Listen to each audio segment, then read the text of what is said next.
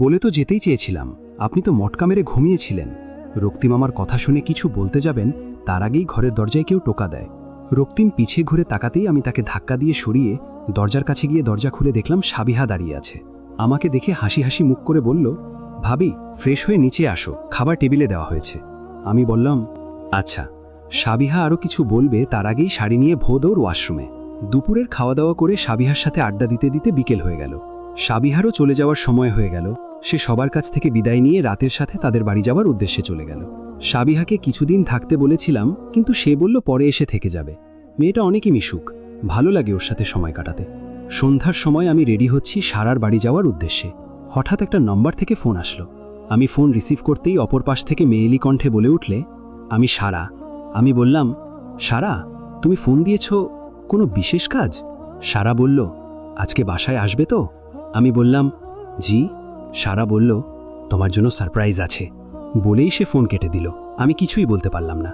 আমি কান থেকে ফোন নামিয়ে অবাক হয়ে কিছুক্ষণ ভাবলাম, কি এমন সারপ্রাইজ দিতে পারে সারা?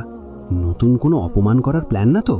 যা হবার হবে, আমি নিজেকে কিছুতেই দুর্বল করব না ভেবেই একটা দীর্ঘশ্বাস ছেড়ে চুল ঠিক করতে লাগলাম। দরজা ঠেলে রক্তিম ঘরে প্রবেশ করল। তাকে অনেক চিন্তিত লাগছে। আমি আয়নার দিকে তাকিয়েই তাকে প্রশ্ন করলাম, কি হয়েছে, সব ঠিক আছে তো? রক্তিম বলল, অধরা, সারা আমাদের এত স্পেশালি ইনভাইট করেছে, এতে তোমার কোনো সন্দেহ হচ্ছে না? আমি বললাম, যা হবার হবে, কিন্তু আজ আমরা সারার বাসায় যাচ্ছি। রক্তিম বলল, তা তো যেতেই হবে। আমরা সবাই রেডি হয়ে সোফার রুমে ওয়েট করছি রাতের জন্য। সে আসলেই আমরা রওনা দেব। কিন্তু আমার অনেক চিন্তা হচ্ছে, না জানি সারা কি করবে। এই মেয়েকে দিয়ে বিশ্বাস নেই। কিছুক্ষণের মধ্যে রাত এসে হাজির। সে আমাদের সবাইকে দেখে বলল, ওয়েট করানোর জন্য সরি, এখন আমরা রওনা দেই। কথা শেষ করে যেই না রাত বাড়ির বাহিরে পা রাখবে, তখনই বাবা বললেন, রাত, আমি চাচ্ছি আজই তোমার আর সারার বিয়েটা ঠিক হয়ে যাক। আর তুমি যদি বিয়ের পর আলাদা থাকতে চাও, এতে আমার কোনো আপত্তি নেই। এভাবে দিনরাত তোমরা একসাথে ঘুরো, এটা ঠিক না। বাবার কথা শুনে সাহারা রায়জাদা বললেন, কি সব আজে বাজে বলছেন? আমার ছেলে বাড়ি ছেড়ে কেন যাবে? বাবা বিরক্তি নিয়ে বলল, সাহারা, ছেলে বাসার বাইরে থাকবে, দেশের বাইরে না যে দেখা করতে পারবে না। তাই আমি যা বলেছি তাই হবে। বাবার কথা শুনে সাহারা রায়জাদার মুখ চুপসে গেল। তার চোখে মুখে ভয়ের ছাপ, হয়তো সন্তান হারানোর ভয়। রাত বাবার সব কথা শুনে বলল, ঠিক আছে বাবা, আমি আজই সারাকে বলবো। বাবা কিছু না বলে বাসার বাহিরে চলে গেলেন। আমি একটা দীর্ঘশ্বাস ছেড়ে রক্তিমের সাথে হাঁটা ধরলাম।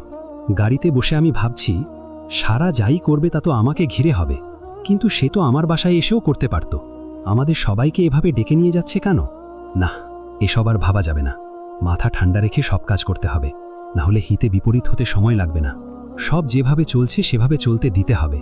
না হলে আমার এতটুকু দোয়া রইল, সেখানে যাই হোক রক্তিমের মাথা যাতে ঠান্ডা থাকে। রক্তিমের ডাকে আমি ভাবনার জগৎ থেকে বেরোলাম। রক্তিম বলল, অধরা, কি ভাবছ?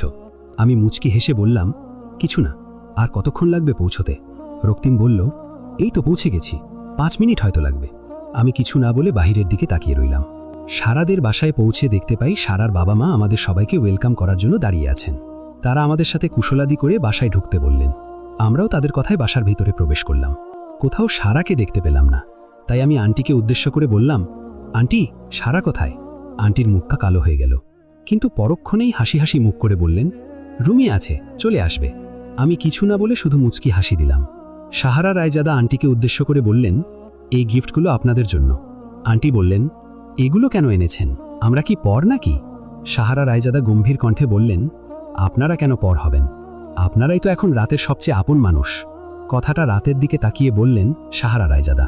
হঠাৎ সারা বলে উঠল, রাতের আপন মানুষ তো আপনিই বানিয়েছেন আন্টি। আমরা তার কথা অনুসরণ করে সিঁড়ির দিকে তাকালাম। সারা সিঁড়ি দিয়ে নামছে আর এই কথা বলছে। সারা আমার পাশে এসে দাঁড়িয়ে বলল, কেমন আছো অধরা? আমি বললাম, ভালো। তুমি কেমন আছো? সারা বলল, ভালো। আপনাদের সবাইকে এখানে দেখে অনেক ভালো লাগছে, বিশেষ করে রক্তিম আর অধরাকে দেখে। আমি ভাবিনি তোমরা আমার বাসায় আসার জন্য রাজি হবে। ধন্যবাদ তোমাদের। রক্তিম হেসে বলল, সারা, তুমি আমাদের পরিবারের অংশ এখন, তাই তোমার কথাও আমাদের রাখা উচিত। সারা বলল, ধন্যবাদ আমাকে এতটা আপন করে নেওয়ার জন্য। অনেকক্ষণ আমরা আড্ডা দিলাম, কিন্তু সারা বারবার দরজার দিকে তাকাচ্ছিল। এমন মনে হচ্ছে কেউ আসবে, তার জন্য ওয়েট করছে। আমি সারাকে কিছু জিজ্ঞেস করতে যাব, তার আগেই আন্টি এসে বললেন, প্লিজ ডিনারটা সেরে তারপর কথা বলেন। আমরা সবাই খাওয়ার টেবিলে বসে পড়লাম। সারা সবাইকে সার্ভ করছে। সারার এমন ব্যবহার দেখে আমি অনেক অবাক, কারণ সারা এ ধরনের মেয়ে নয় যে মেহমানদের সার্ভ করে খাওয়াবে। আর সবচেয়ে আজব ব্যাপার, সে রাতের সাথে একবারও কথা বলেনি। আমি কিছুই বুঝতে পারছি না কি হচ্ছে, সারা কি চায়, কোনো কিছুই ক্লিয়ার না। মাথা ভোঁ ভোঁ করছে। এসব চিন্তা করতে করতে খাবার শেষ করে চেয়ার ছেড়ে উঠে হাত ধুয়ে সারার পাশে এসে দাঁড়ালাম। আজ এই মেয়েটাকে অনেক অচেনা লাগছে। আমরা সবাই সোফার রুমে বসে আছি, তখন রাত বলে উঠল, সারা, আমি তোমার শর্তে রাজি। আর বাবা আমাকে পারমিশন দিয়েছে, বিয়ের পর আমরা আলাদা থাকতে পারবো। এখন তুমি বলো, বিয়েটা কবে করছি আমরা? সারা কোনো জবাব না দিয়ে নিচের দিকে তাকিয়ে আছে। তার বাবা মাও চুপ করে আছেন। আমি তাদের নীরবতা দেখে বললাম, সারা, এভাবে চুপ করে আছো কেন? কিছু তো বলো। সারা আমার কথায় মাথা উঠিয়ে বলল, অনেক কিছু বলার আছে অধরা, কিন্তু শুরু কিভাবে করব বুঝতে পারছি না। সাহারা রায়জাদা বললেন, যা বলার তাড়াতাড়ি বলো। তার কথা শুনে বাবা বললেন, সাহারা, মেয়েটা কিছু বলতে চায়, ওকে বলতে দাও। সারা বলল, আমি এ বিয়ে গড়তে পারবো না। সারার কথা শুনে সবাই স্তব্ধ হয়ে গেল। আমি যেন আকাশ থেকে পড়লাম, মুখ দিয়ে কথা বেরোচ্ছে না। সারা কি বলছে? বিয়ে করবে না কেন? সারার এহেন কথায় রাত অবাক হয়ে বলল, সারা, বিয়ে কেন করবে না? কি সমস্যা বলা যাবে? সারা ঠান্ডা কণ্ঠে বলা শুরু করলো, রাত, আমি তোমাকে কোনোদিন ভালোবাসিনি। যা করেছি তা ঝোঁকের বশে করেছি। 2 বছর আগে যখন তোমার সাথে আমার দেখা হলো, তোমার কুলনেস, হ্যান্ডসাম লুক দেখে তোমার মোহে পড়ে যাই, কিন্তু পরে জানতে পারি তোমার সম্পর্ক অধরার সাথে গড়ে উঠেছে। এতটুকু বলে সারা থামল, একটা বড় নিঃশ্বাস নিয়ে আবার বলা শুরু করলো, তাই আমি তোমার আশা ছেড়ে দিলাম। কিন্তু একদিন তোমার মা আমার সাথে দেখা করে আর বলে, সারার কথার মাঝেই সাহারা রায়জাদা হুঙ্কার দিয়ে ওঠে আর বলে, এই মেয়ে একদম কোনো কিছু বানিয়ে বানিয়ে বলবে না, আমি তোমাকে চিনতাম পর্যন্ত না। সারা তাচ্ছিল্যের হাসি দিয়ে বলল, চোর চুরি করে কোনোদিন স্বীকার করে না, তাই প্রুভ আছে কোনোদিন ভাবিনি এটার প্রয়োজন পড়বে, কিন্তু আজ পড়ল। সারার কথা শুনে সাহারা রায়জাদার ভয় পেয়ে গেল। রক্তিম বলল, সারা, কথা শেষ করো। সারা আবার বলতে শুরু করলো, একদিন আন্টি আমার সাথে দেখা করে আর বলে রাত আমাকে ভালোবাসে, কিন্তু অধরাকে কথা দিয়েছে বলে আমাকে তার মনের কথা বলতে পারছে না। আমি সেদিন আন্টির কথা শুনে অনেক খুশি হই। তারপর একটা প্ল্যান তৈরি করি আন্টির সাথে। যেহেতু রাত আমার ফ্রেন্ড ছিল, তাই আমি তাকে আমার বাসায় ইনভাইট করি। রাত চলেও আসে। আমরা সেদিন অনেক এনজয় করি। তারপর থেকে প্রতিদিন আমরা দেখা করতাম। অধরা তার ব্যস্ততার জন্য সময় দিতে পারেনি। সেই সময়টা আমি কাজে লাগিয়েছি। একদিন সুযোগ বুঝে রাতকে আমি প্রপোজ করি, আর রাত সেটা অ্যাকসেপ্টও করে ফেলে। কারণ রাত অধরার কাছ থেকে কোনো ইম্পর্টেন্স পাচ্ছিল না, তাই তার সাথে আমার সম্পর্ক গড়ে তোলে।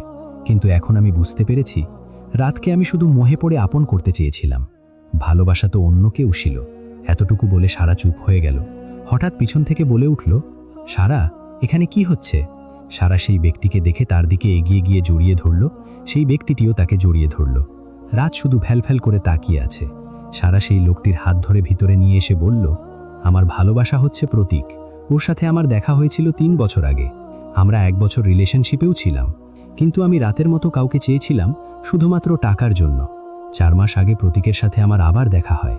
মন আর মস্তিষ্কের যুদ্ধে আমার মন জয়ী হয়। আমি অনেক চেষ্টা করেছি, তাই এমন শর্ত দিয়েছিলাম যাতে আন্টি বিয়েটা ভেঙে দেয়, কিন্তু তাতেও কিছু হলো না। তাই আজ সবটা বলে দিলাম। অধরা, তোমার অপরাধী আমি, আমাকে তুমি ক্ষমা করে দাও। বলেই হু হু করে কেঁদে উঠল। প্রতীক তাকে জড়িয়ে ধরল। সে প্রতীকের বুকে মাথা রেখে কাঁদছে। রাত সব শুনে কিছু না বলে সারাদের বাসা থেকে বের হয়ে যায়। রক্তিম তার পিছে যেতে নিলে আমি তার হাত ধরে ফেললাম আর বললাম, রক্তিম, ওকে একা ছেড়ে দাও। ভালোবাসা হারানোর যন্ত্রণা মানুষ একাই অনুভব করতে চায়। রক্তিম আমার কথায় তার এক হাত দিয়ে জড়িয়ে ধরল আমায়। আমরা বাসায় চলে আসলাম। রক্তিম পুরো রাস্তায় কোনো কথা বলেনি। বাসায় এসে আমরা রুমে চলে আসব, তখনই বাবা বলল, রক্তিম, তোর মাকে বলে দে এই কালো মন নিয়ে আমার রুমে যাতে এক পাও না দেয়। বাবার কথা শুনে সাহারা রায়জাদার চোখ দিয়ে টপ টপ করে পানি পড়ছে। বাবা তার দিকে না দেখিয়ে রুমে চলে যায়। আমি তাকে বললাম, আপনি দাদির রুমে চলে যান। তিনি আমাকে হাতের ইশারায় কাছে ডাকলেন।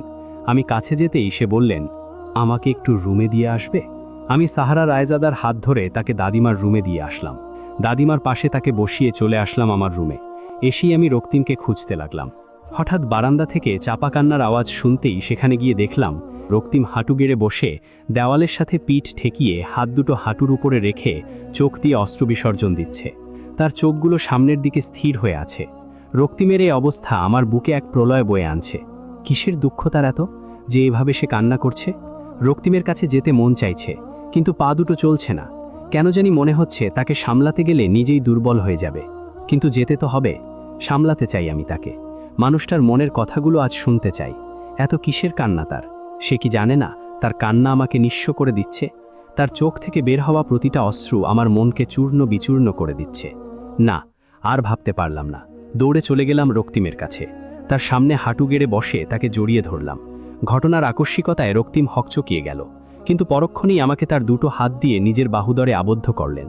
রক্তিমের চোখের পানি দিয়ে আমার কাঁধ ভিজে গেল। আমি রক্তিমকে জড়িয়ে ধরা থেকে ছেড়ে দিলাম। তারপর নিজেকে তার থেকে ছাড়িয়ে রক্তিমের মুখোমুখি হয়ে আমার শাড়ির আঁচল দিয়ে তার চোখ মুছে দিলাম। তার কপালের বিন্দু বিন্দু ঘাম জমেছে, সেগুলো মুছে দিয়ে বললাম, কি হয়েছে বলা যাবে? রক্তিম আমার দিকে এক দৃষ্টিতে তাকিয়ে থেকে বলল, তুমি কি আমার ছেড়ে চলে যাবে অধরা? রক্তিমের হেন প্রশ্নে আমি শুধু অবাক না, চরম পর্যায়ের একটা ধাক্কা খেলাম। আমি রক্তিমের দিকে ফ্যাল করে শুধু তাকিয়ে রইলাম। কিছুক্ষণ এভাবে নীরবতা বজায় রেখে আমি নিজেকে সামলে নিলাম। তারপর বললাম, রক্তিম, আপনার কি হয়েছে তা আমি জানি না, কিন্তু এখন আপনি নিজের হুঁশে নেই, তাই আমরা পরে কথা বলবো। এখন আপনি ফ্রেশ হয়ে ঘুমিয়ে পড়ুন। রক্তিম তার হাত দুটো দিয়ে আমার গাল আঁকড়ে ধরে বললেন, তুমি কি রাতের কাছে চলে যাবে? এবার আমার রাগ হলো, ভীষণ রাগ। মনে চাচ্ছে রক্তিমকে নিজের রাগে নিঃশেষ করে দেই। পরক্ষণই নিজেকে শান্ত করে আমি বললাম, রক্তিম, আপনি রাতের জন্য অনেক চিন্তিত, কিন্তু এই চিন্তায় আপনি আমাকে জড়িয়ে ফেলছেন, যা একদম উচিত নয়। এতটুকু বলে আমি রক্তিমের দিকে তাকালাম। সে হয়তো আমার দ্বারা এই কথাটি আশা করেছিল, তাই তো তার ঠোঁটের কোণে মুচকি হাসি ফুটে ওঠে। রক্তিম তার চোখ মুখ ভালোমতো মুছে আমাকে জড়িয়ে ধরে বললেন, অধরা, ভালোবাসার যন্ত্রণা অনেক বেশি।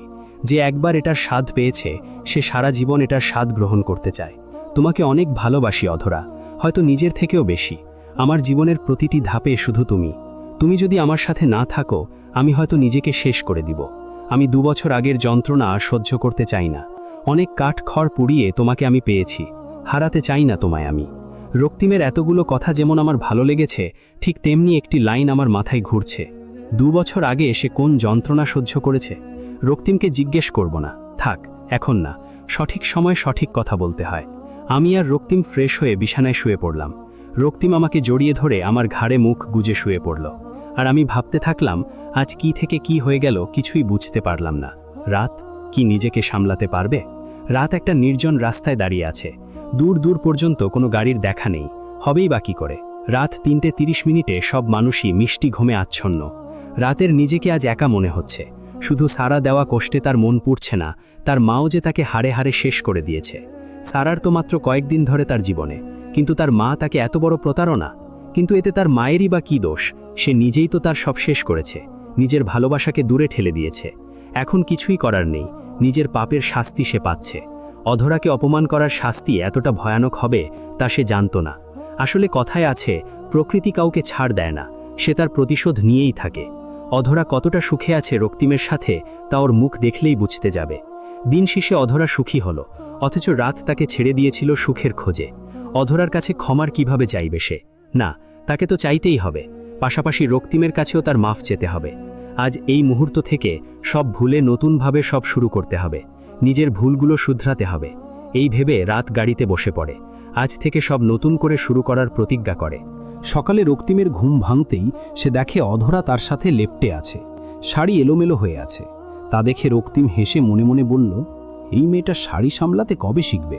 এই ভেবে রক্তিম অধরার উন্মুক্ত পেটে হাত রাখল। আমার পেটে কারো শীতল স্পর্শ পেয়ে আমি চোখ পিটপিট করে খুলে দেখি রক্তিম আমার দিকে এক নজরে তাকিয়ে আছে। আমি রক্তিমকে দেখে মুচকি হাসি দিলাম। সে আমার কপালে ঠোঁট ছুঁয়ে দিলেন। আমি আবেশে চোখ বন্ধ করে ফেললাম। আমার কপাল থেকে একটু নিচে নেমে নাকে ঠোঁট ছুঁয়ে দিলেন। আমি তাকে বললাম, সকাল সকাল এত ভালোবাসা কেন? রক্তিম হেসে বললেন, তোমাকে তো সারাদিনই ভালোবাসতে মন চায়। আমি বললাম, আচ্ছা, কিন্তু এখন ছাড়েন আমাকে, ভার্সিটিও যেতে হবে। রক্তিম বললেন, আজ আমারও অনেক ক্লাস আছে, বলেই ছেড়ে দিলেন। আমি বিছানা ছেড়ে উঠে দাঁড়ালাম, শাড়ি ঠিক করে চলে গেলাম ফ্রেশ হতে। কিছুক্ষণ পর ওয়াশরুম থেকে বের হয়ে দেখলাম রক্তিম মোবাইল নিয়ে বসে আছে। আমি তাকে বললাম, ভার্সিটি কি যাওয়ার ইচ্ছে আছে? রক্তিম মোবাইল থেকে মুখ উঠিয়ে আমার দিকে তাকিয়ে বললেন, অবশ্যই, আমার তো যাওয়ার ইচ্ছে আছে, কিন্তু তুমি যদি চাও আমি কোথাও যাব না। আমি তার কথার জবাব দিতে যাব তার আগেই নিচ থেকে বাবার উচ্চস্বরে বলা কথার আওয়াজ শোনা গেল। রক্তিম আমার দিকে তাকিয়ে বলল, অধরা, নিচে চলো। নিচে এসে দেখি বাবা সাহারা রায়জাদাকে কিছু বলছেন, আর সে ছলছল নয়নে বাবার দিকে তাকিয়ে আছেন। বাবা বলছেন, সাহারা, তোমাকে আমার আশেপাশে যেন আমি না দেখি। আর তোমার নবাব পুত্র কোথায় আছে? বাসায় কি ফিরবে? তোমার কারণে রাত এতটা বিগড়ে গেছে। আমার চোখের সামনে থেকে যাও তুমি। বাবার এমন ব্যবহার দেখে রক্তিম বলল, বাবা, এমন করে কেন বলছো? মায়ের ভুল হয়েছে তাই বলে তুমিও সেই ভুল করবে? বাবা রক্তিমের দিকে তাকিয়ে বলল, রক্তিম, তোর মাকে আমার থেকে দূরে থাকতে বলবি, না হলে খারাপ হবে। বাবা তার কথা শেষ করে যেই না রুমের দিকে পা বাড়াবে, সেই সময়ই দাদিমা তার রুম থেকে বের হয়ে বলল, রাহাত, বৌমার সাথে এভাবে কথা বলছো কেন? এটা কি আমার শিক্ষা? দাদিমার কথা শুনে বাবা তার কাছে গিয়ে বলল, মা, তুমি জানো না এই মহিলা কি করেছে? দাদিমা বলল, সব জানি। কে কি করেছে তার জন্য তুমি বৌমার সাথে এমন আচরণ করবে? সে ভুল করেছো, তাই বলে কি তুমি তোমার মুখ সামলে কথা বলতে পারছো না? দাদিমার কথা শুনে সাহারা রায়জাদা হু হু করে কেঁদে ফেলল আর বলল, মা, আমি ভুল করেছি, আমাকে ক্ষমা করে দিন। দাদিমা বলল, সবাই নাস্তার টেবিলে বসবে 30 মিনিটে। আর অধরা, টেবিল সাজাও, সার্ভেন্টরা নাস্তা রেডি করে রেখেছে। রক্তিম, রাতকে ফোন করো, খবর নেও কোথায় আছে। দাদিমার কথা শেষ হতেই সে রুমে চলে গেল। আমি টেবিল সাজাতে শুরু করলাম। ঠিক 30 মিনিট পর দাদিমা সহ সবাই টেবিলে উপস্থিত। রক্তিম বলল, দাদিমা, রাত 20 মিনিটে বাসায় পৌঁছে যাবে। দাদিমা বলল, ঠিক আছে। বৌমা, রাতের জন্য মেয়ে খোঁজা শুরু করো। রাতের বিয়ের কার্যক্রম শুরু করার এটাই উপযুক্ত সময়। দাদিমার কথায় সাহারা রায়জালা বলল, মা, এখন কিভাবে রাত রাজি হবে? না। দাদিমা বলল, সারার বিরহে আমি আমার নাতিকে শেষ করতে পারবো না, তাই একজন এমন মেয়ে প্রয়োজন যে তাকে গুছিয়ে রাখতে শেখাবে। আর বিয়ে এখনই হবে না, মেয়ে খুঁজে রাখাটা জরুরি। দাদিমার কথা শেষ হতেই সবাই নাস্তা করা শুরু করলো। তখনই কলিং বেল বাজার আওয়াজ আসলো। রক্তিম উঠে দরজা খুলে দিল, আর সাথে সাথে সাবিহা ভিতরে প্রবেশ করলো। সাবিহাকে দেখে আমি চেয়ার ছেড়ে উঠে দাঁড়ালাম। তারপর তার কাছে গিয়ে বললাম, সাবিহা, এত সকালে তুমি? সাবিহা হাসি হাসি মুখে বলল, ভাবি, তোমার সাথে ভার্সিটি যাব। রক্তিম বলল, তোর ভাবি কি তোকে কোলে করে নিয়ে যাবে? সাবিহা হিহি করে হেসে উঠল আর বলল, ভাবির এখন তার বাবুকে কোলে নেবে, আমাকে কেন নেবে? সাবিহার কথায় আমি তার দিকে চোখ বড় করে তাকালাম। সাবিহা আমার অবস্থা দেখে খিলখিল করে হেসে উঠল। আমি ওর হাসি দেখে নিজেও হেসে ফেললাম। আমি সাবিহার পিছে তাকিয়ে দেখি রাত বাড়ির ভিতরে ঢুকছে। রাতকে দেখেই আমি রক্তিমের দিকে ইশারা করলাম। রক্তিম আমার ইশারা বুঝতে পেরে রাতের কাছে চলে গেল। রাত রক্তিমকে দেখে হাসি হাসি মুখ করে বলে, ভাইয়া, গুড মর্নিং। রক্তিমও রাতের কথার জবাব দিয়ে বলে, গুড মর্নিং। রাত আর কোনো কথা না বলে সিঁড়ি বেয়ে উপরে চলে যায়। উপরে যাওয়ার আগে এক পলক সাবিহার দিকে তাকিয়ে চলে যায়। আমি সাবিহাকে বললাম, আমি রেডি হবে, তুমি চলো আমার রুমে। সাবিহা খুশি হয়ে বলল, আচ্ছা চলো। আমি আর সাবিহা রুমে চলে আসলাম। সে বিছানায় পা ঝুলিয়ে বসে পড়ল, আর আমি রেডি হতে শুরু করলাম।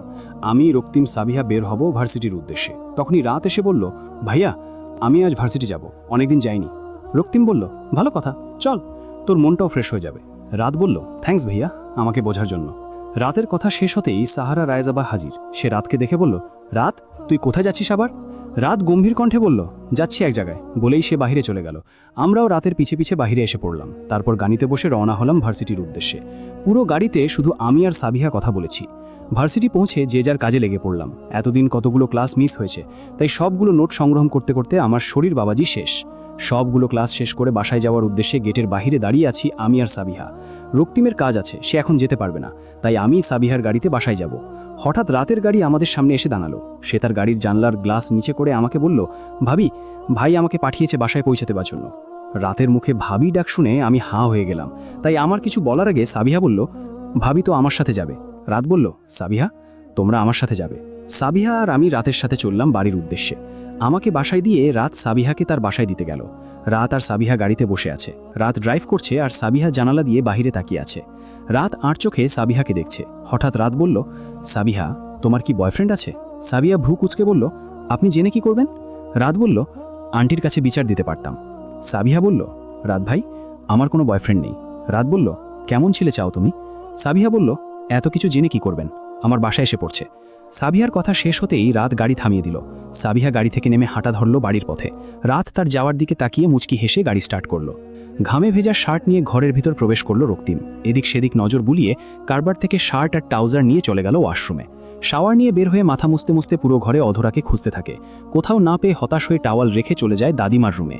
সেখানে গিয়ে রক্তিম আরও বেশি হতাশ হয়, কারণ অধরা সেখানেও নেই। রক্তিম এখন মনে মনে বলছে, কোথায় যেতে পারে মেয়েটা? রান্নাঘরে উকি দিয়ে দেখল তার মা রান্নাঘরে কি যেন করছে। সাহারা ছেলেকে এভাবে উকিঝুঁকি করতে দেখে মুচকি হেসে গলার স্বর উঁচু করে বলে, অধরা বাসায় নেই, বাবার বাসায় গিয়েছে, রাতে হয়তো সেখানে থাকবে। মায়ের এহেন কথা শুনে রক্তিমের মাথা পুরো হ্যাং হয়ে গেল। অধরার বাসায় নেই, আমাকে না বলে সে কিভাবে চলে গেল? আর আজ রাতে সে ফিরবে না? কতটা বেয়াদব মেয়ে, একবার হাতের কাছে পাই তারপর বোঝাবো। এসব ভাবছে তখনই সাহারা ছেলের কাঁধে হাত রাখল। রক্তিম পিছনে ফিরে মাকে দেখে মুচকি হাসল। সাহারা ছেলেকে বলল, অধরার বাসা থেকে ফোন এসেছিল যে তার বাবার একটু শরীর খারাপ হয়েছে, তাই মেয়েটা তাড়াহুড়ো করে চলে গেল। আর তোকে অনেকবার ফোন করেছে, তোর ফোন বন্ধ আসছিল, তাই আমি ওকে বললাম চলে যেতে। মায়ের কথা শুনে রক্তিমের সব অভিমান পানি হয়ে গেল, কিন্তু চিন্তাটা বেড়ে গেল। অধরার বাবার শরীর কি বেশি খারাপ, নাকি একবার দেখে আসতে হয় তাহলে? রক্তিম এই ভেবে মাকে বলল, মা আমি অধরার বাসায় যাচ্ছি। সাহারা ছেলের কথা শুনে অস্থির হয়ে বললেন, খেয়ে যা, সারাদিন তো কি নাকি খেয়েছিস। মায়ের কথা শুনে রক্তিমের মনটা ভালো হয়ে গেল। কত বছর পর মা তাকে খাবার খাওয়ার অনুরোধ করল। রক্তিমের ঠোঁটের কোণে হাসি ফুটে উঠল। সে চেয়ার টেনে বসে পড়ল, তারপর মায়ের দিকে তাকিয়ে বলল, খিদে লেগেছে মা, খাবার দাও। সাহারা নিজের ছেলের মুখে এমন কথা শুনে চটজলদি তার প্লেটে খাবার তুলে দিল। রক্তিম তৃপ্তি সহকারে খাচ্ছে, তা দেখে সাহারার মনটা ভরে গেল। রাতও তাকে ক্ষমা করে দেবে, এই মনোভাব নিয়েই সে চেষ্টা চালিয়ে যাচ্ছে। ভার্সিটি থেকে বাসায় যেয়ে মাকে ফোন করে জানতে পারি বাবার শরীর ভালো নয়, তাই আমি বাবার বাসায় চলে আসি। রক্তিমকে অনেকবার ফোন করেছি, কিন্তু তার ফোন বন্ধ ছিল, তাই রক্তিমকে না জানিয়েই চলে আসি। আজ হয়তো বাসায় যাওয়া হবে না, তাই আমার রুমের বিছানাটা ঠিক করছি। হঠাৎ বাসার কলিং বেল বেজে উঠল। কেউ বারবার শুধু বেল দিচ্ছে। আমি রুম থেকে বের হয়ে দরজা খুলে দিলাম, আর দরজা খুলেই দেখতে পাই রক্তিম এসেছে। তার হাত ভর্তি ফলের ব্যাগ, বোঝা যাচ্ছে বাজার থেকে এসেছে। আমাকে এভাবে তাকিয়ে থাকতে দেখে রক্তিম বলল, তাকিয়েই থাকো তুমি, ইডিয়েট একটা। তার ধমক খেয়ে আমি কেঁপে উঠলাম।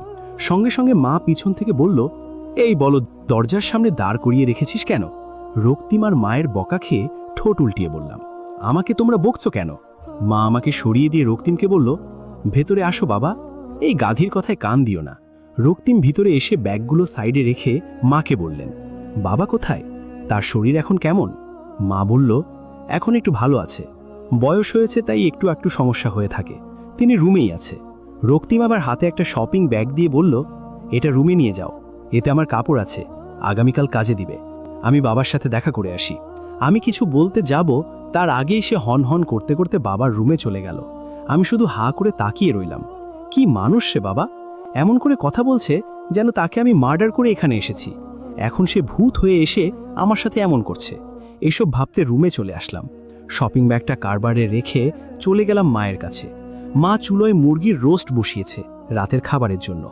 মেয়ের জামাই এসেছে, তার জন্য তো সব স্পেশাল করতে হবে। আর মেয়ে যে এখানে দাঁড়িয়ে আছে তার কোনো খেয়াল নেই। আমি মাকে বললাম, দেখেছো মা, রক্তিম আমাকে কিভাবে বকা দিল? মা ভাবলেশহীনভাবে বলল, তোকে বকা দিবে না তো আদর করবে, সব সময় গাধীর মতো কাজ করিস। আমি রেগে বললাম, তুমি রক্তিমের সাপোর্ট করছো কেন? মা বলল, সঠিকের সাপোর্ট করছি, সব সময় তো তুই গাধীর মতো কাজ করস। আমি মুখ ফুলিয়ে সেখান থেকে চলে আসলাম রুমে। বারান্দায় গিয়ে দাঁড়ালাম। আকাশের অবস্থা ভালো না, যে কোনো সময় বৃষ্টির আবির্ভাব হতে পারে। আকাশটা পুরো মেঘে ঢাকা, একটু পরপর গুরুম গুরুম আওয়াজ করছে। আমার বারান্দায় দোলনা আছে, আমি সেটাই বসে এই মনোরম দৃশ্য উপভোগ করতে লাগলাম। অনেক ভালো লাগছে এই আকাশটা দেখতে। বৃষ্টিতে ভিজতে পারলো আরও ভালো লাগতো। আমি দোলনা ছেড়ে উঠে দাঁড়িয়ে ছাদে যাওয়ার উদ্দেশ্যে পা বাড়াতেই খেয়াল হলো রক্তিমও তো বাসায় আছে। এখন কিভাবে যাবে? পরক্ষণেই মনে হলো রক্তিম তো ব্যস্ত, তাই খেয়াল করবে না, যাবো আর আসবো, এটা ভেবেই চুপি চুপি ফ্ল্যাটের দরজা খুলে সিঁড়ি বেয়ে ছাদে চলে গেলাম।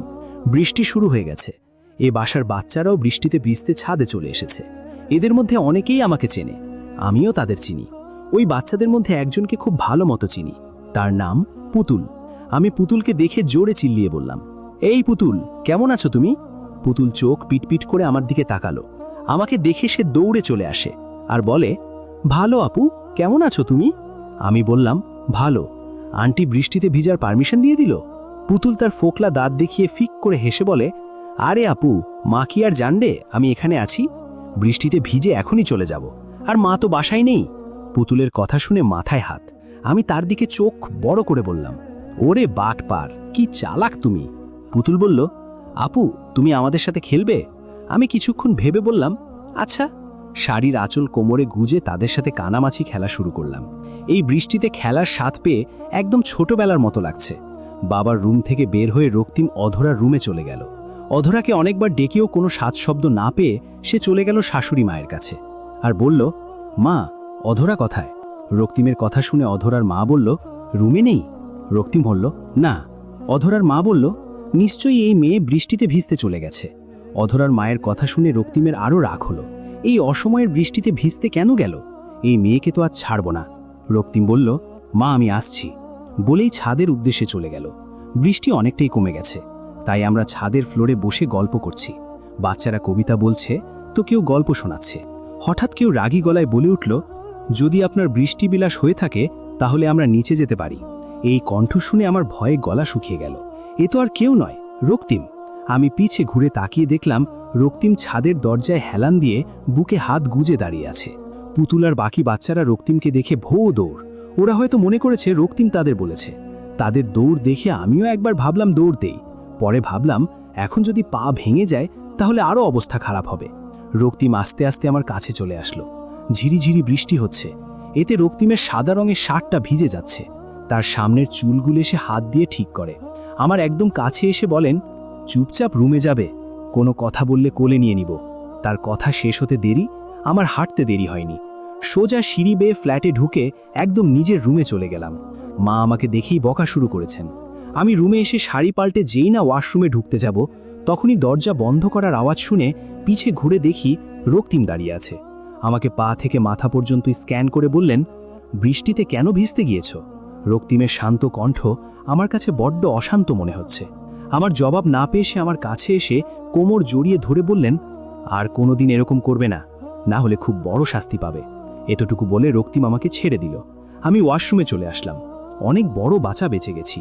আমি শাড়ি পাল্টে ওয়াশরুম থেকে বের হয়ে দেখি রক্তিম বিছানায় শুয়ে আছে মাথায় হাত দিয়ে। আমি আয়নার সামনে দাঁড়িয়ে চুল মুছতে শুরু করলাম। রক্তিম তার চোখ খুলে দেখতে পেল এক রমণী তার চুল শুকাতে ব্যস্ত। রক্তিমের এখন মন চাচ্ছে এই রমণীকে একবার ছুঁয়ে দিতে, তাও নিবিড়ভাবে। এই রমণীর উপরে তার অধিকার আছে। রক্তিমের এই আকাশপাতাল ভাবনায় দরজায় টোকা পড়ল। জারিফ বাহির থেকে বলছে, আপু, নাস্তা রেডি করেছে, দুলাভাইকে নিয়ে চলে আসে, মাগরিবের আজান সেই কবে দিয়েছে। জারিফের কথা শুনে আমি বললাম, আসছি। এতটুকু বলে বিছানার দিকে তাকালাম। রক্তিম আমার দিকে তাকিয়ে আছে। আমি তাকে বললাম, চলেন নাস্তা করে আসি। রক্তিম কিছু না বলে উঠে দাঁড়ালাম। আমিও তা পিছে পিছে হাঁটা শুরু করলাম। রাত আজ তার বাবার অফিসে গিয়েছিল। নিজের কাজে ফোকাস করতে চায় সে, তাই আজ থেকে কাজ শুরু করে দিল সে। এইমাত্র বাসায় এসে ফ্রেশ হয়ে খাবার টেবিলে বসেছে রাত। অনেক ক্ষুধা লেগেছে। তখনই দাদিমা এসে রাতকে বলল, রাত দাদু ভাই, প্লেটে খাবার নাও, সেই যে সকালে বের হয়েছ, এখন পর্যন্ত কিছু খাওনি। দাদিমার কথা শেষ হতেই সাহারা রান্নাঘর থেকে বের হয়ে আসলো। ছেলের প্লেটে খাবার বেড়ে রাতের সামনে দিয়ে দিল। রাত চুপচাপ খাওয়া শুরু করল। খাওয়ার মাঝেই দাদিমা বলল, রাত দাদু ভাই, প্রথম দিন অফিসে কেমন কাটলে? রক্তিম হাসি হাসি মুখ করে বলল, ভালো কেটেছে দাদিমা, অর্ধেক বেলা ছিলাম, কালকে থেকে সকালেই চলে যাব।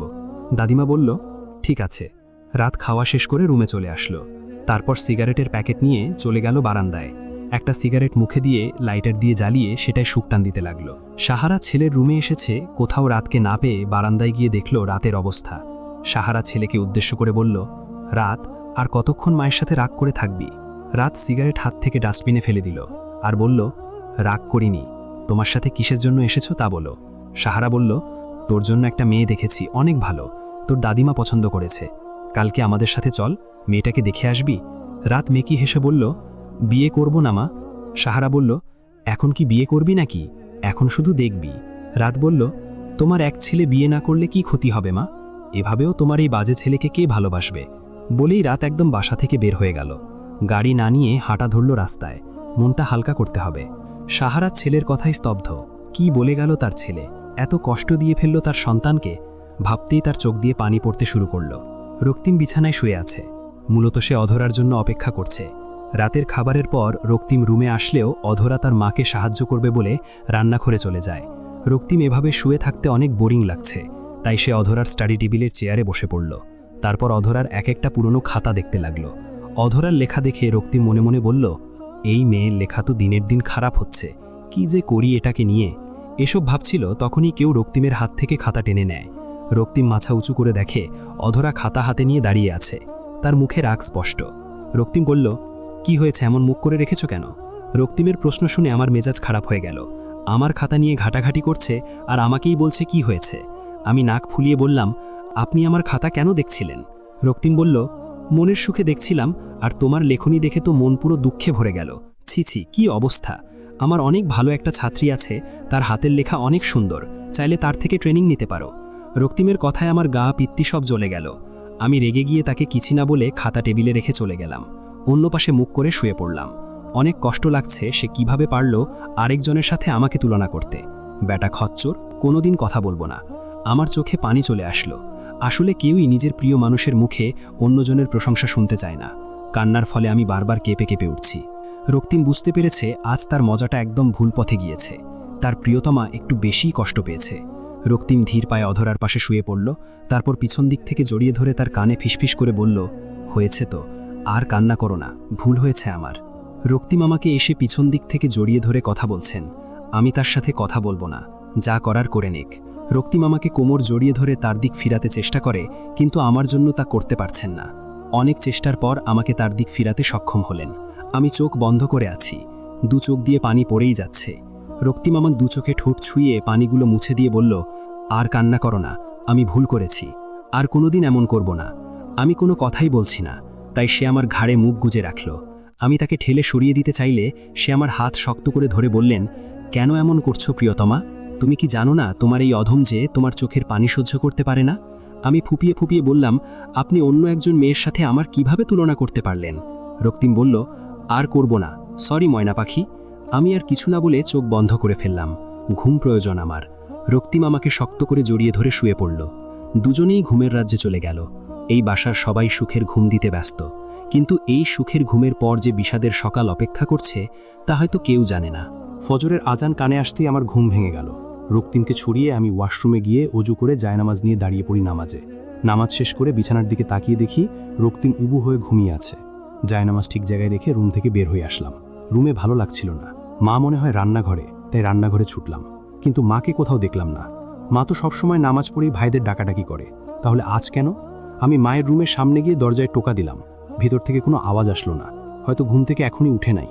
আমি দরজার সামনে থেকে সরে আসতে নিব, তখনই দরজা খোলার আওয়াজ শুনে পিছে ঘুরতেই মা আমাকে জড়িয়ে ধরে কান্না শুরু করলো। মায়ের কান্না দেখে আমার অন্তরাত্মা কেঁপে উঠল। আমি বললাম, মা, কি হয়েছে? মা কোনো কথা না বলে কান্না করছে। আমি মাকে ছাড়িয়ে ভিতরে গিয়ে দেখি বাবা চোখ বন্ধ করে বিছানায় শুয়ে আছেন, কোনো হেলদোল নেই। আমি কাপা কাপা হাতে বাবার হাত ধরলাম, একদম ঠান্ডা।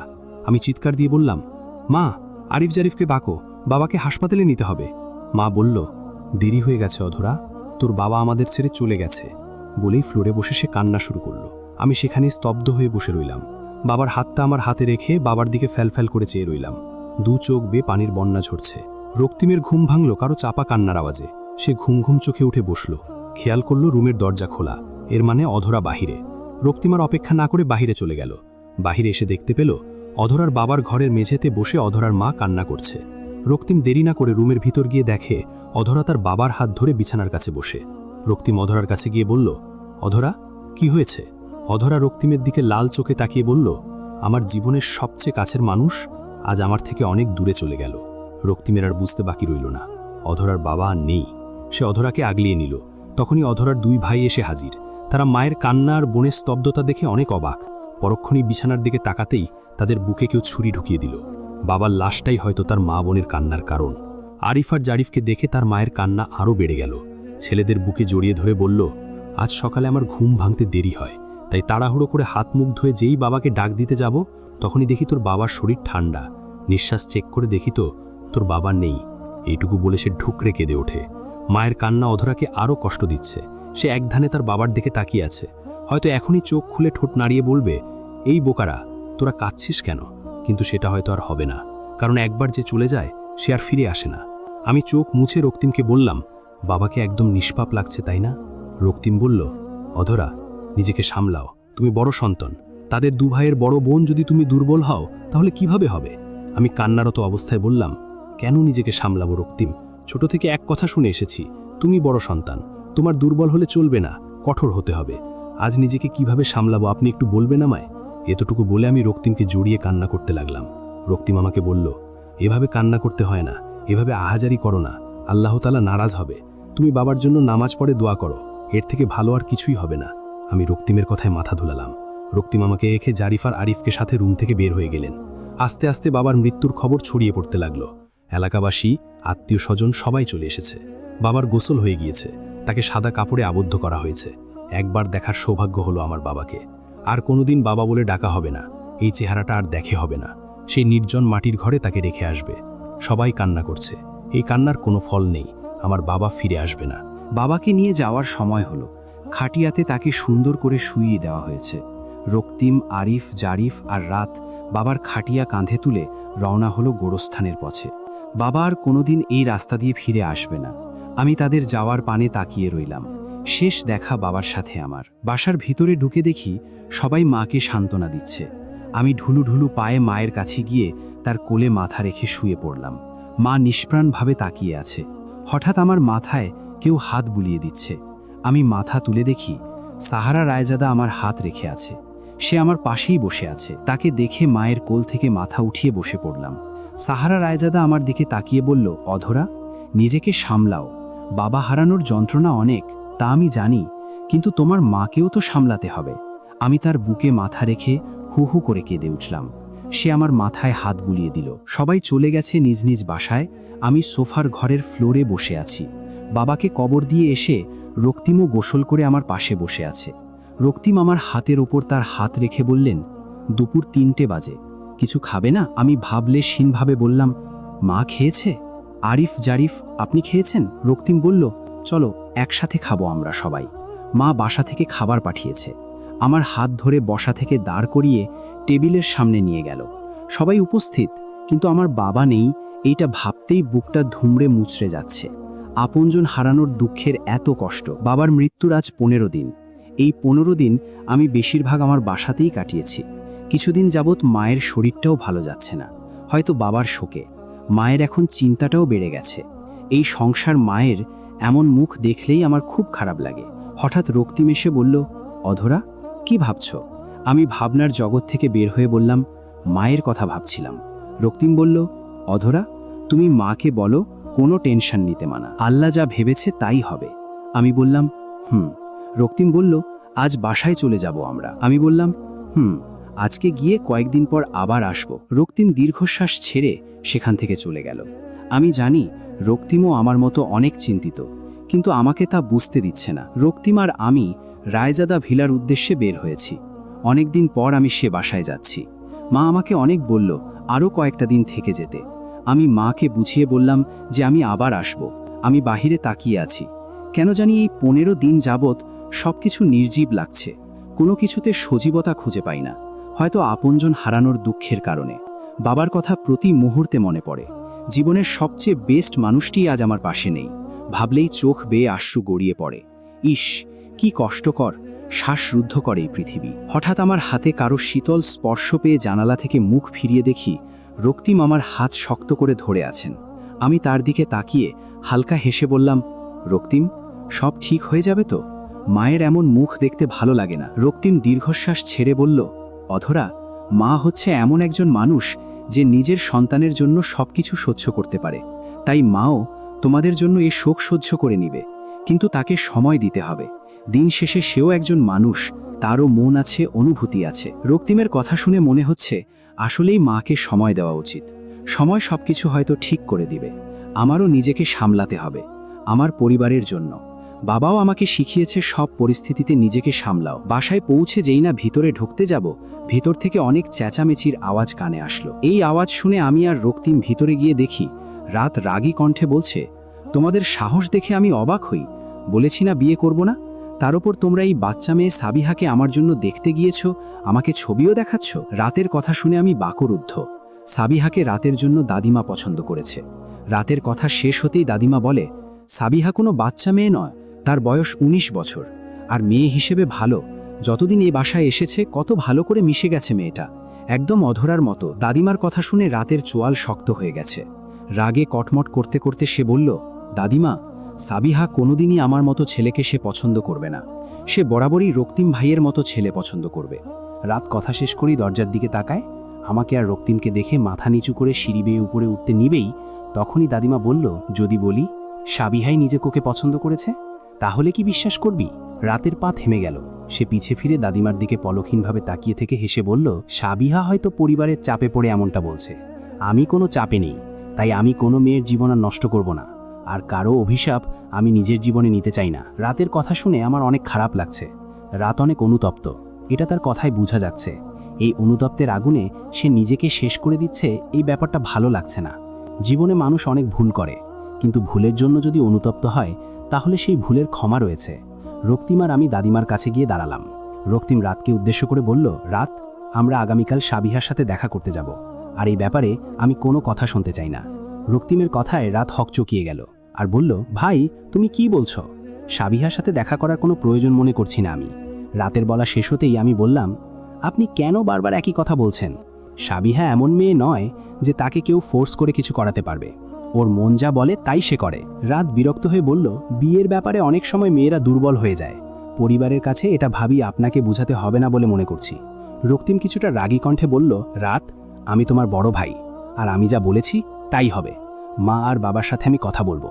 That's final, no more talk in this topic. এতটুকু বলে রক্তিম রাতের পাশ কেটে হনহন করে সিঁড়ি বেয়ে উপরে চলে যায়। আমিও রক্তিমের পিছে হাঁটা ধরলাম। রুমে এসে দেখি রক্তিম পায়চারি করছে, তার চোখে মুখে চিন্তার ছাপ। আমি আস্তে করে বিছানার উপরে বসে ঠান্ডা কণ্ঠে বললাম, রাতকে নিয়ে চিন্তিত? রক্তিম পায়চারি বন্ধ করে আমার দিকে ফিরে বলল, ছেলেটা বড্ড বেশি বোঝে। যেখানে সাবিহার কোনো আপত্তি নেই, রাতের এত মাথা ব্যথা কেন? আমি মুচকি হেসে বললাম, রক্তিম, রাত কোনো সম্পর্ক গড়তে ভয় পাচ্ছে। সে মনে করছে এবারও সে হেরে যাবে, মাঝপথে ছেড়ে দেবে একটা সম্পর্ক, এই ভেবে সে আগে বাড়ছে না। রক্তিমের কথা শুনে বলল, রাতের ভয় বুঝতে পেরেছি, কিন্তু রক্তিমের কথা শেষ না করতে দিয়েই আমি বললাম, সাবিহার সাথে দেখা করে তারপর আমরা সিদ্ধান্ত নিব। আর রাতকেও সময় দিতে হবে। হয়তো সে এখন বিয়ের জন্য নিজেকে প্রস্তুত করতে পারেনি। আমার কথা শেষ করে বিছানা ছেড়ে উঠে রক্তিমের কাছে গিয়ে চুলগুলো ঠিক করে বললাম, সব ঠিক হয়ে যাবে। আপনিই বলেন যে সময় সব কিছু পরিবর্তন করে দেয়। রক্তিম মলিন হেসে আমাকে জড়িয়ে ধরল।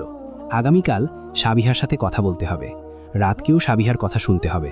দুজন যে সিদ্ধান্ত নিবে তাই সবার মানতে হবে। পরের দিন সকালে আমি আর রক্তিম রেডি হয়ে গাড়ির সামনে দাঁড়িয়ে আছি রাতের অপেক্ষায়। সাবিহার সাথে দেখা করতে যাব আমরা।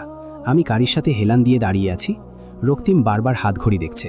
কিছুক্ষণ পর রাত মুখ গম্ভীর করে আমাদের সামনে চলে আসে। রাতের এমন চেহারা দেখে রক্তিম বলল, তোকে আমরা যুদ্ধে নিয়ে যাচ্ছি না, তাই একটু হাসলে কোনো প্রবলেম নেই। রাত বলল, ভাই, আমার অনেক জরুরি মিটিং আছে, যদি তুমি তাড়াতাড়ি করতে। আমি বললাম, সব জিনিসে তাড়াতাড়ি হয় না। রাত বলল, ভাবি প্লিজ। রাতের কথা শেষ করতে না দিয়েই রক্তিম বলল, বাজে কথা ছেড়ে চল, দেরি হচ্ছে। আমরা গাড়িতে গিয়ে বসলাম। রক্তিম ড্রাইভ করছে। আমি সাবিহাকে ফোন করে বললাম যে আমরা রওনা দিয়েছি।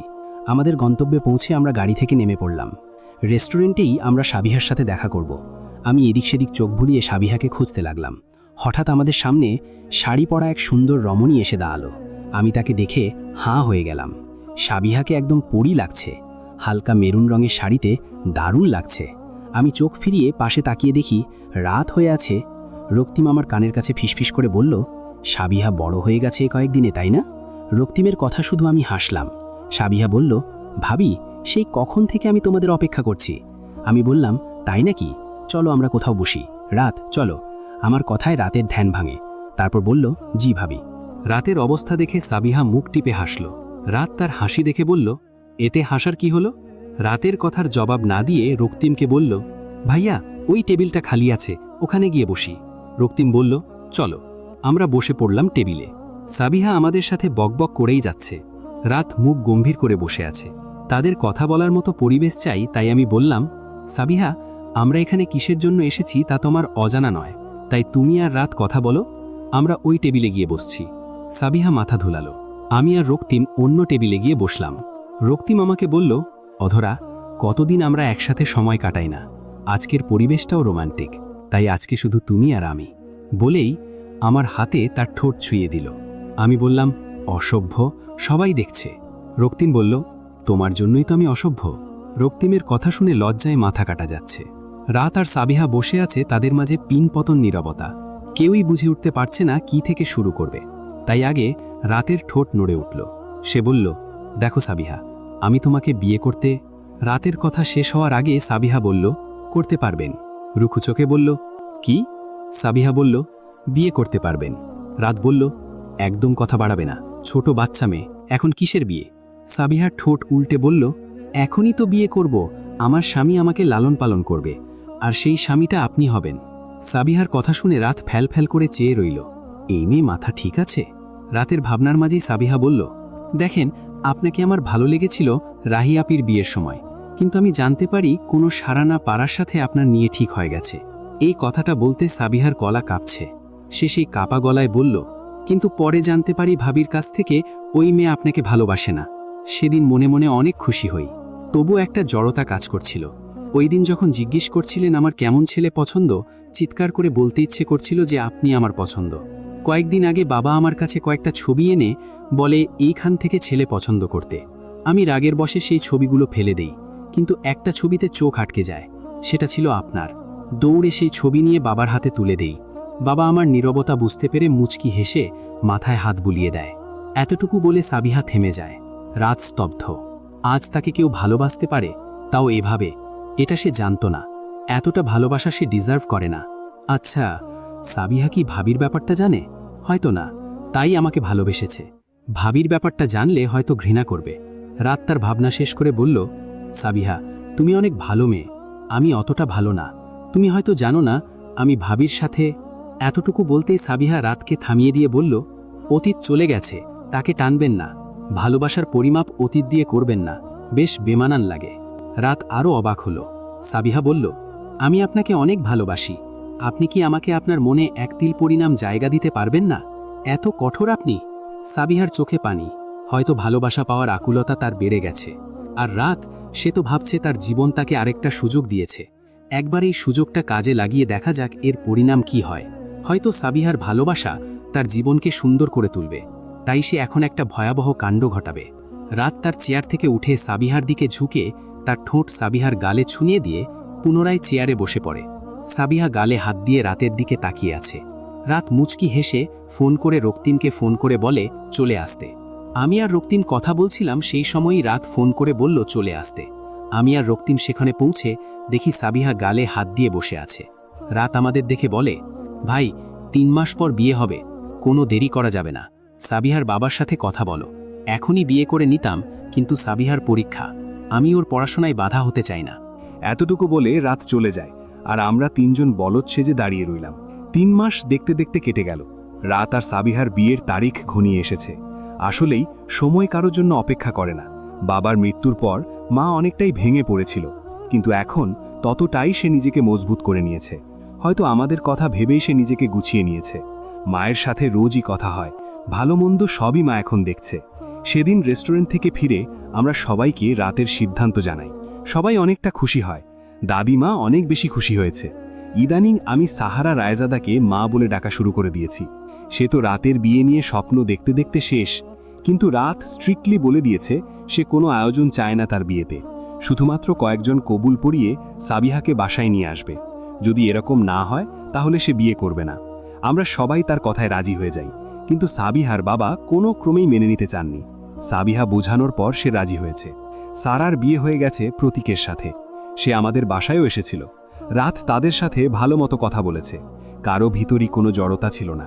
রক্তিম তার ভার্সিটি নিয়ে একটু ব্যস্ত, কারণ ভাইয়ের বিয়ে বলে সে লম্বা ছুটি নিবে। শুধু রাতের বিয়ের জন্যই না, রক্তিম আমাকে নিয়ে পাহাড়ের রাজ্যে যেতে চায়। রাতের বিয়ের পরই আমরা সেই ভ্রমণে বেরোব।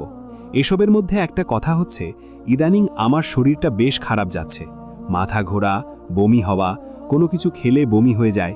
কেন জানি মনে হচ্ছে সুখবর আসতে যাচ্ছে। তাই তো এসবের লক্ষণ দেখে শাশুড়ি মা আর মা দুজনেই ডক্টরের কাছে নিয়ে যেতে চায়।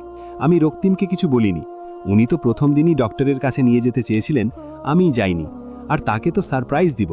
হঠাৎ রক্তিম আমাকে পিছন থেকে জড়িয়ে ধরতেই আমি নিজের ভাবনার জগৎ থেকে বেরোয় আসি। সে আমাকে বলল, কি ভাবছো এত? আমি বললাম, এই তো কিছু না। রক্তিম বলল, গত 7 দিন ধরে তোমার শরীরটা ভালো না, ডক্টরের কাছে যেতে প্রবলেম কি?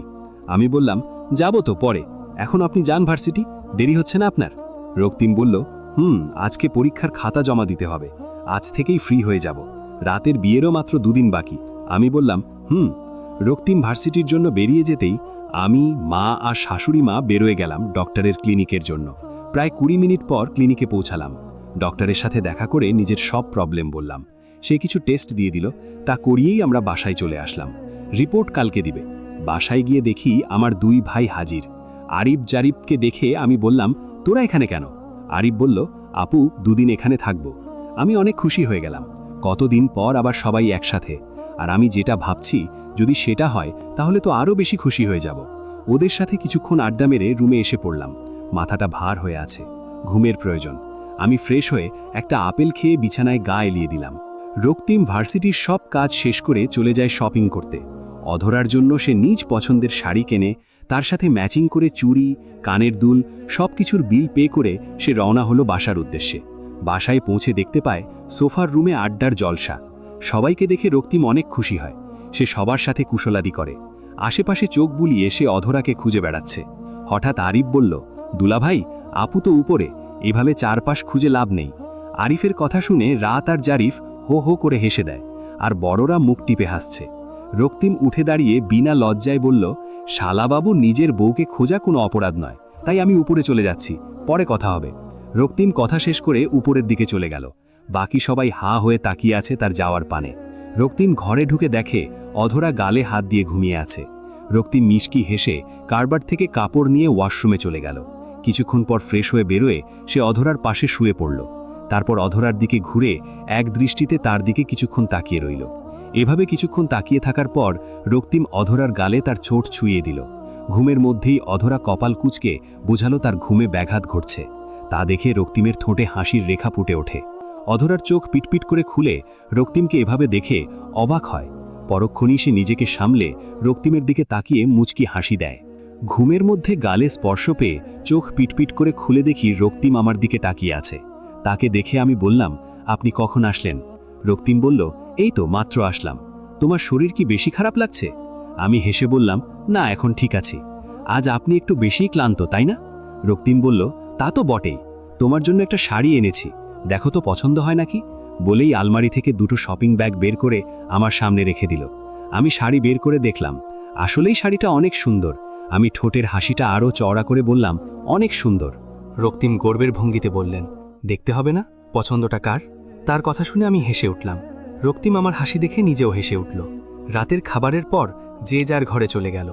আমি আর রক্তিম রুমে এসেই শুয়ে পড়লাম। আমি ভাবছি, আগামীকালের রিপোর্টে কি আসবে? আমি কি সত্যিই মা হতে চলেছি? এ কথাটি ভাবতেই আমার হাত পেটে চলে যায়।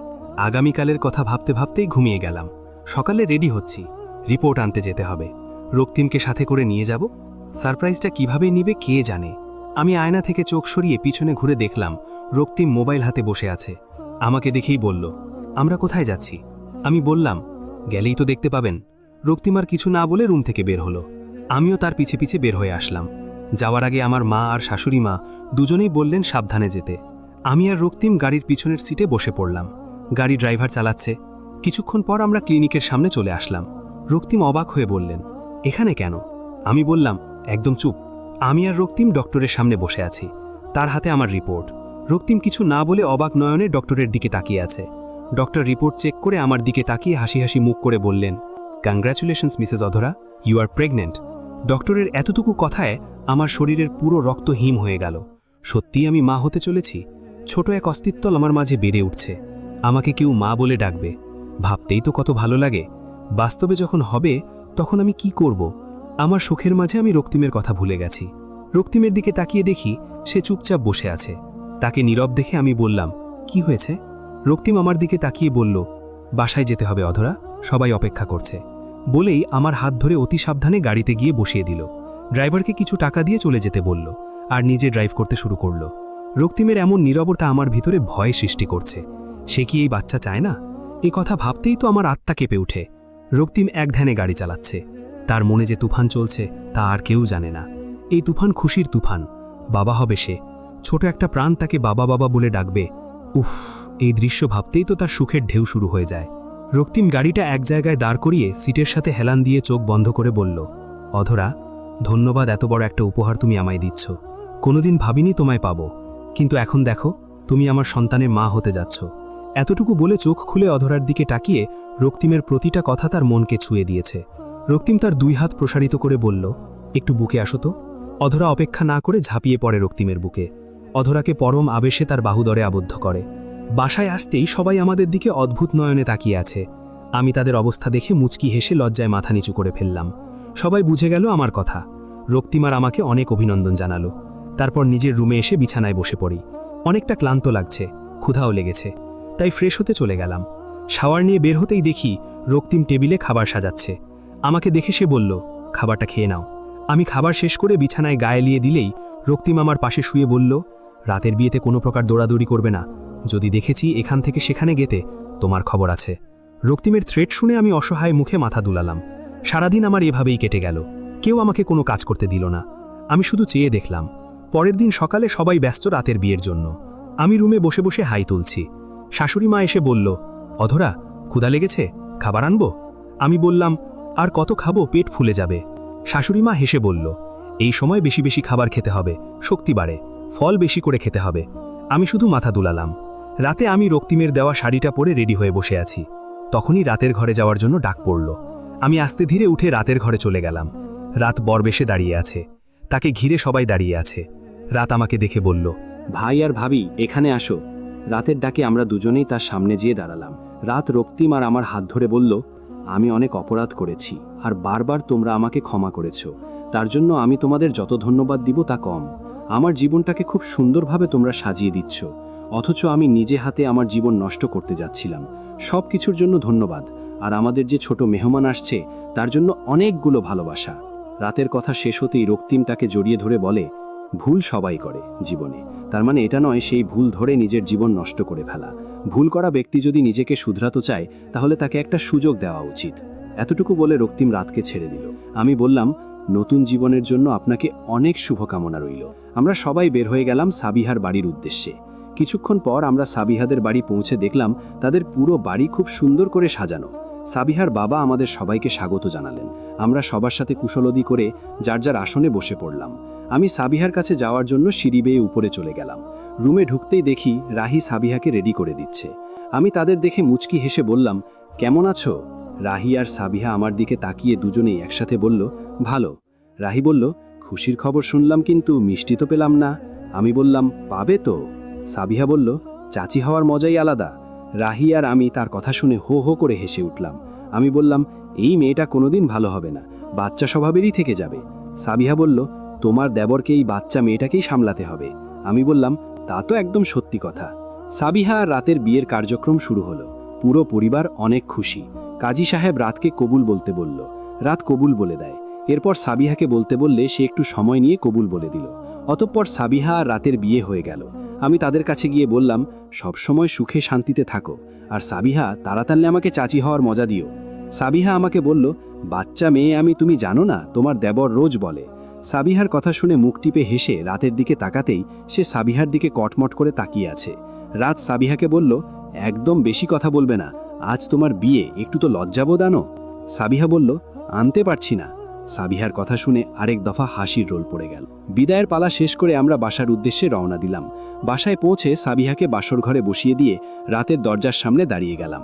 রাত আমাকে দেখে বলল, কি চাই? আমি বললাম, আপনার একটা ক্রেডিট কার্ড হলেই চলবে আমার। রাত আমার সাথে না পেরে তার মানি ব্যাগ থেকে 10,000 টাকা বের করে হাতে দিয়ে বলল, খুশি? আমি মুখ বানিয়ে বললাম, চলবে। তারপর দরজার থেকে সরে এসে রাতকে ঢুকতে দিলাম। রাতকে রুমে ঢুকিয়ে আমি আমার রুমে চলে গেলাম। চারপাশে চোখ বুলিয়ে রক্তিমকে খুঁজতে লাগলাম। বারান্দার দিকে তাকিয়ে দেখলাম রক্তিম সেখানে দাঁড়িয়ে আছে। আমি পা টিপে টিপে তার পাশে গিয়ে দাঁড়ালাম। সে আমার অস্তিত্ব টের পেয়ে আলতো করে আমায় জড়িয়ে ধরে বলল, শরীর খারাপ লাগছে? আমি বললাম, না। রক্তিম বলল, তোমার সবসময় একটা প্রশ্ন ছিল, আমি কেন 2 বছর আগে দেশ ছেড়ে চলে গিয়েছিলাম? আমি রক্তিমের দিকে অবাক নয়নে তাকিয়ে বললাম, এই কথাটি আজ উঠছে কেন? রক্তিম মৃদু হেসে বলল, আজ উঠছে কারণ আমি তোমার মনে আর কোনো প্রশ্ন রাখতে চাচ্ছি না। এখন তোমার রেস্ট করা দরকার, মাথায় কোনো চিন্তা রাখা যাবে না, আর এই সময় আজে বাজে চিন্তা বেশি আসে। আমি বললাম, তাহলে বলেন কেন চলে গিয়েছিলেন? রক্তিম বলল, আমার প্রিয়তমার জন্য। আমি ভ্রুকোচকে বললাম, আপনার প্রিয়তমা তো আমি, তাহলে কি আমার জন্য? রক্তিম বলল, তোমার সাথে আমার যেদিন প্রথম দেখা হয়, রাত তোমাকে তার ফ্রেন্ড হিসেবে পরিচিত করিয়ে দেয়।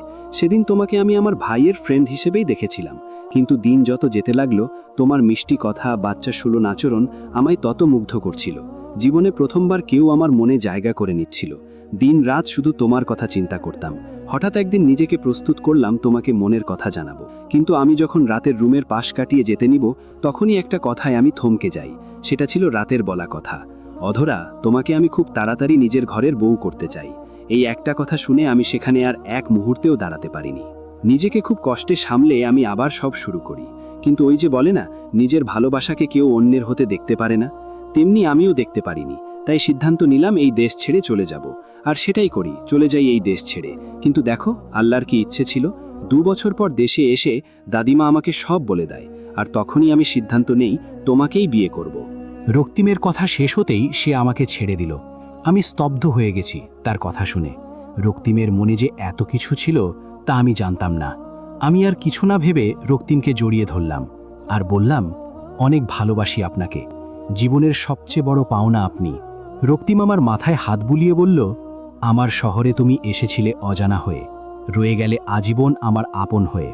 আমি রক্তিমের বুকে মুখ গুজে চোখ বন্ধ করে ফেললাম। 4 বছর পর। রাফি, একদম দৌড়াবে না, খাবার খেয়ে নাও, মাম্মামকে এত কেন কষ্ট দিচ্ছ না? অধরা তার ছেলের সাথে কথা বলছে আর দৌড়াচ্ছে। ছেলেকে খাওয়ানোর জন্য এত ব্যস্ততা। হ্যাঁ, অধরা ছেলে হয়েছে, তার বয়স 4 বছর। সারা বাড়ি সে মাথায় তুলে রাখে। রাফি গিয়ে তার চাচির পিছে লুকিয়ে বলল, থাবো না মাম্মাম, পতা খাবার। সাবিহা তার উঁচু পেট নিয়ে রাফিকে আগলিয়ে বললেন, ভাবি থাক না, বাচ্চাটা খেতে চাচ্ছে না। অধরা বলল, আমি কি করব বলো, খেতেই চায় না। রাফিকে সাবিহার থেকে নিয়ে বলল, চাচির কাছে এভাবে যাবে না, বনু ব্যথা পাবে। রাফি বলল, বনু ব্যথা পাতে না, আমি আস্তে করে গিয়েছি। রাফির কথায় অধরা হেসে দিল। সাবিহার বাবু হবে যে কোনো সময়, তার ছোট্ট প্রাণ এই পৃথিবীতে আসতে পারে। অধরা বলল, বাবা এসে বকবে, খেয়ে নাও। রাফি বলল, দাদি তাবো। অধরা বলল, যাবো হবে বাবা। রাফি মাথা দুলিয়ে বলল, দাদি তাবো। অধরা রাফিকে তার দাদির কাছে নিয়ে গেল। রাফিকে দেখেই সাহারা রায়জাদা তাকে কোলে তুলে বলল, আমার ভাইটা কি করছে? রাফি বলল, মাম্মাম পতা খাবার দেয়। সাহারা রায়জাদা অধরার হাট থেকে খাবার নিয়ে বলল, তুমি যাও, খাবার দাও, টেবিলে রক্তিমরা চলে আসবে। অধরা চলে গেল রান্নাঘরে। সব খাবার গুছিয়ে রুমে এসে ঘড়ির দিকে তাকিয়ে দেখল দুপুর 3টে। সে শাওয়ার নিয়ে বের হয়ে শাড়ি ঠিক করল। আয়নার সামনে দাঁড়িয়ে হঠাৎ কেউ তাকে পিছন দিক দিয়ে জড়িয়ে ধরল। অধরা হেসে বলল, এসেছেন আপনি, যান ফ্রেশ হয়ে আসেন, খাবার টেবিলে দেওয়া আছে। রক্তিম বলল, তোমার ছেলের জন্য তোমার কাছেই আসতে পারি না। তখনই পিছন থেকে রাফি বলল, পাপ্পা, মাম্মামতে ছাতো, ধরবেন না মাম্মামতে। রাফির আওয়াজ শুনে রক্তিম অধরাকে ছেড়ে দিয়ে বলল, আরে বাপজান আমার, তোমার মাম্মাম আমার বউ, তাকে তো ধরাই যায়। রাফি আমার কোলে চড়ে বলল, পতা পাপ্পা। রক্তিম ভেংচি কেটে চলে গেল ওয়াশরুমে, আর অধরা রাফিকে ঘুম পাড়াতে চলে গেলাম। কিছুক্ষণ পর রক্তিম বের হয়ে দেখল রাফি ঘুম। তাই অধরা তাকে বিছানায় শুইয়ে দিয়ে রক্তিমের সাথে নিচে চলে গেল। সবাই একসাথে খাবার খেলো, অনেক গল্প করে উপরে চলে আসলো। রায়জাদা ভিলা এখন সুখের ভিলা। সবাই এখন একসাথে, ভালোবাসা দিয়ে পুরো ভরপুর এই বাসা, কোনো কমতি নেই কোনো কিছুতে। দুপুরের খাবারের পর অধরা সবকিছু গুছিয়ে চলে আসে রুমে। রুমে এসে দেখে রক্তিম রাফির কোলে নিয়ে আছে। রাফির মাথা রক্তিমের কাঁধে। রাফির চোখ বন্ধ, হয়তো ঘুম। সে অধরা বলল, ঘুমের ছেলেকে কোলে নিয়ে রেখেছেন কেন? রক্তিম বলল, ঘুম থেকে উঠে গেছিল তাই কোলে নিয়েছি। এই বলে রক্তিম শুইয়ে দিল রাফিকে। অধরাকে বলল, চলো বারান্দায় যাই। অধরা আর রক্তিম বারান্দায় গিয়ে দাঁড়িয়ে পড়ল। অধরা রক্তিমের কাঁধে মাথা রেখে বলল, ভালোবাসি। রক্তিম হেসে বলল, অনেক ভালোবাসি। অধরা বলল, আমার শহরে তুমি আছো এক ভালোবাসার সাগর হয়ে। রক্তিম অধরার হাত শক্ত করে ধরল। অধরার রক্তিমের জীবন এভাবেই সুখে থাকুক। শুধু অধরার রক্তিমই নয়, ভালো থাকুক সকল, ভালো থাকুক এই পৃথিবীর সকল ভালোবাসার মানুষ। সমাপ্ত।